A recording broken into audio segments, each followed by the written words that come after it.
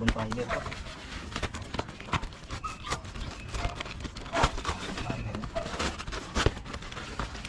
Nice.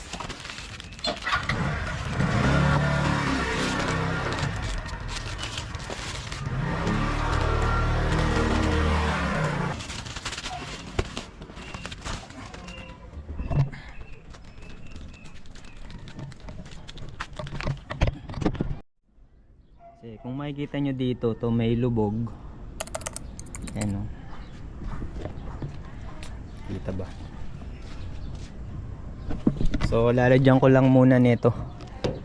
Wala pa kasi akong pang pagawa. So nag-canvas na ako nito ng paintless, no. Nasa 3.5. Yan. Medyo may kamahalan din. Ayan yung lubog oh. Hindi lang masyadong halata. Ayan oh.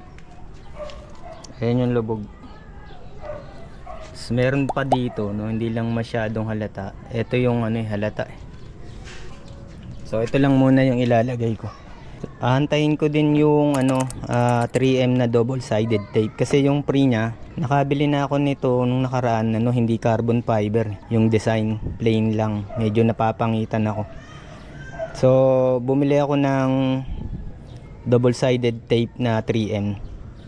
Lalagay ko dito para mas matibay yung kapit. Kasi pag dito lang siya, hindi masyadong matibay.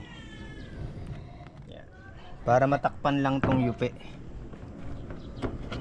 Yung buti maliit lang. Ito yung lubog.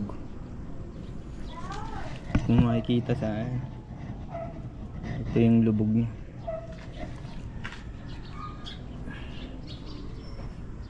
Lalo na pagka na ano to eh, napakinta, balatang halata. Di lang masyadong halata.